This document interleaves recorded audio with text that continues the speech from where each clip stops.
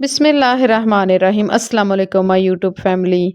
आज की वीडियो में हम गौस पाक रहमतुल्लाह अलैह की चंद करामतें पेश करेंगे। गौस पाक की करामत सुनने और इससे फैज़याब हासिल करने के लिए आपने वीडियो को स्किप नहीं करना, फुल वॉच करना है।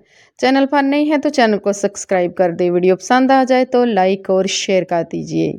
आप ये जानकर हैरान रह जाएंगे कि एक भेड़िए ने गौस पाक शेख सैयद अब्दुल कादिर गिलानी से किस तरह अपनी भूख की शिकायत की और गौस पाक रहमतुल्लाह अलैह ने किस तरह उस भेड़िए की मदद की।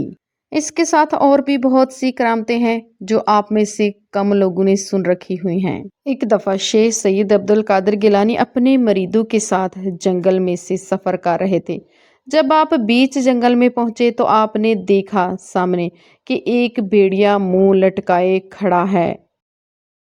ये देखकर आपके मरीदैन ने आपसे कहा कि हजूर देखिए वो भेड़िया क्यों मुंह लटकाए हुए खड़ा है। ये सुनकर शेख सैयद अब्दुल कादिर गिलानी ने उस भेड़िए को अपनी तरफ बुलाया। इसके बाद उस भेड़िए ने शेख सैयद अब्दुल कादिर गिलानी की तरफ देखा तो शेख सैयद अब्दुल कादिर गिलानी ने उस भेड़िए से उसकी परेशानी की वजह पूछी। इस पर उस भेड़िए ने शेख सैयद अब्दुल कादिर गिलानी से कहा, हजूर मेरा 2 दिन से कोई शिकार नहीं लगा है, मैं बहुत भूखा हूँ, अब तो मुझ में शिकार करने की भी हिम्मत नहीं है। भेड़िए की बातें सुनकर हजूर शेख सैयद अब्दुल कादिर गिलानी ने अपने मुरीदैन से कहा कि इसके लिए थोड़ा थोड़ा सा खाना जमा करो जो इन लोगों ने अपने सफ़र के लिए तैयार करके पास रखा हुआ था। गौस पाक रहमतुल्लाह अलैह की बात सुनते ही तमाम मरीदैन ने अपने खाने में से थोड़ा थोड़ा खाना जमा किया जो भेड़िए के लिए उसके खाने के लिए काफ़ी हो गया। आपने वो जमा शुदा खाना भेड़िए के आगे रख दिया जिसको भेड़िए ने खा कर एकदम से वो तंदुरुस्त तवाना हो गया। आइए नाजरीन अब एक और करामत सुनते हैं, गौस पाक रहमतुल्लाह अलैह के बचपन की करामत।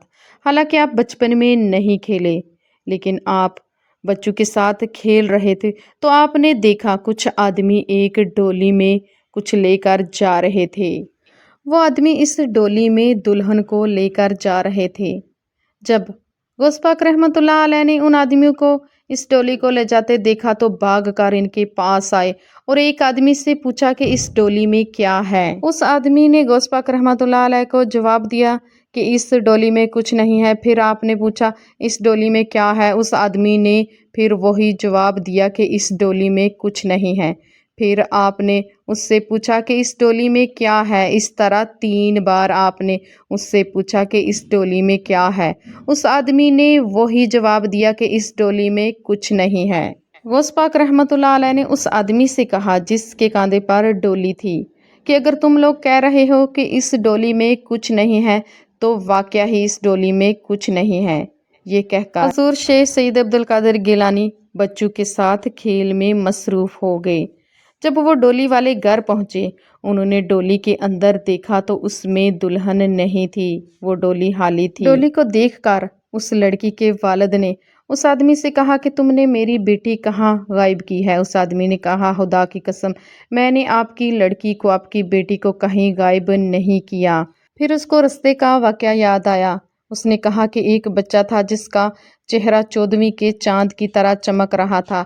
उसने मुझसे पूछा कि इस डोली में क्या है तो मैंने कहा इस डोली में कुछ नहीं है। उसने 3 बार मुझसे जब पूछा कि इस डोली में क्या है तो मैंने तीनों बार यही कहा कि इस डोली में कुछ नहीं है।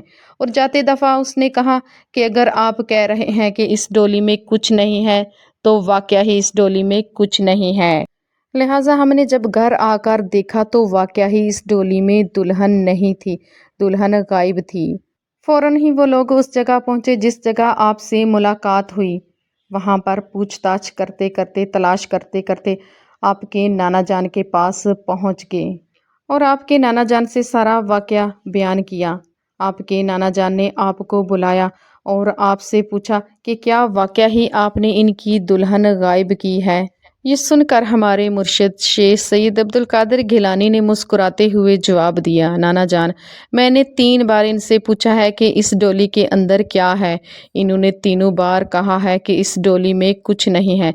तो मैंने इनसे कहा कि वाकया ही अगर तुम कह रहे हो कि इसमें कुछ नहीं है तो इसमें कुछ नहीं है। ये सुनकर आपके नाना जान ने इनसे कहा کہ آپ ان کی دلہن واپس لوٹا دیں۔ یہ سن کر آپ رحمۃ اللہ علیہ نے اس آدمی سے کہا کہ آپ گھر جاؤ، اسی ڈولی میں دیکھو، اس میں دلہن موجود ہوگی۔ یہ سن کر وہ شخص گھر کی طرف لوٹا۔ اس نے آ کر دیکھا کہ اس ڈولی میں، جس میں پہلے دلہن نہیں تھی، اب اسی ڈولی میں موجود تھی جو دلہن غائب ہو گئی تھی۔ ایک اور کرامت، غوث پاک رحمۃ اللہ علیہ کا ایک مرید تھا، اس کے ہاں ایک لڑکی کی، ایک بیٹی کی پیدائش ہوئی۔ اس کے نہ ہی ہاتھ تھے اور نہ ہی وہ چل پھر سکتی تھی۔ دیکھنے میں وہ بچی نہایت خوبصورت شکل کی تھی۔ یوں ہی ٹائم گزرتا گیا، یوں ہی وقت گزرتا گیا۔ اس کی بیوی نے اس آدمی سے کہا کہ آپ اپنے مرشد گرامی سے بات کریں، ان کو اپنے گھر پر بلائیں، ہم ان کی دعوت کریں گے، اسی بہانے ہم اپنی بیٹی کے بارے میں بات کریں گے اور وہ ہماری بیٹی کے لیے دعا کے لیے ہاتھ اٹھائیں گے اور اللہ تعالیٰ ان کی دعا کو رد نہیں کریں گے۔ بیوی کی بات سن کر اس کے میاں کو بھی اس کی یہ تجویز بہت پسند آئی۔ اس نے کہا کہ میں صبح ہی شیخ سید عبد القادر گیلانی کے آستانے کی طرف نکل جاؤں گا اور ان کو دعوت دے کر آؤں گا۔ یہ دونوں میاں بیوی یہاں بیٹھ کر باتیں کر رہے تھے اور ادھر 50 کلومیٹر دور بیٹھ کر شیخ سید عبد القادر گیلانی ان میاں بیوی کی باتیں سن رہے تھے۔ اگلے ہی دن وہ شخص سفر کے لیے نکل پڑا۔ بغداد پہنچ کر جب وہ غوث پاک رحمۃ اللہ علیہ کی خدمت میں حاضر ہوا تو اس نے نہایت ہی عاجزانہ غوث پاک رحمۃ اللہ علیہ سے ملاقات کی اور ان کو اپنے ہاں آنے کی دعوت دی۔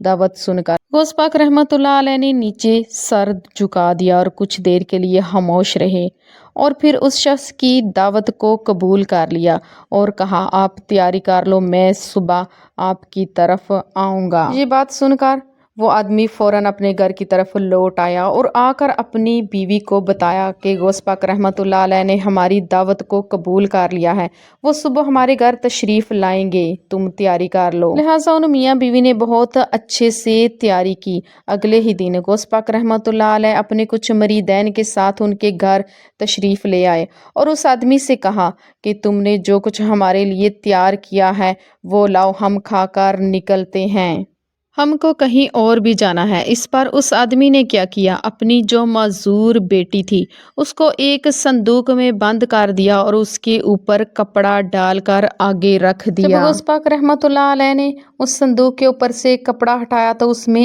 ایک بچی تھی، معذور بچی۔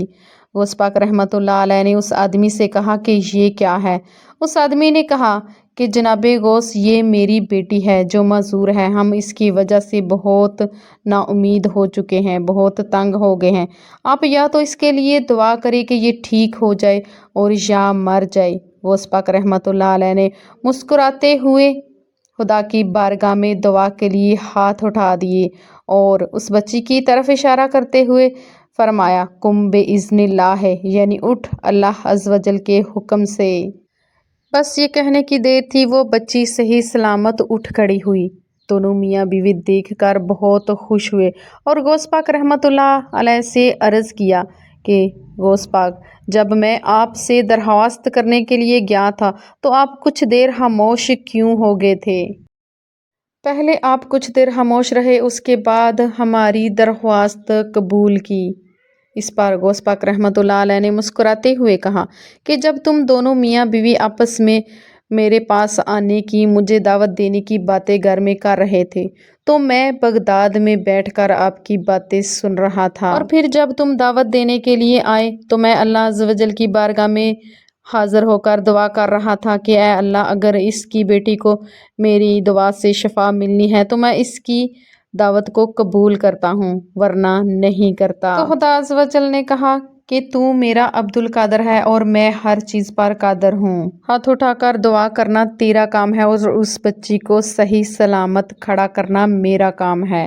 ناظرین، آپ نے دیکھا کس طرح غوث پاک رحمۃ اللہ علیہ اپنی مریدین کی مدد کیا کرتے تھے۔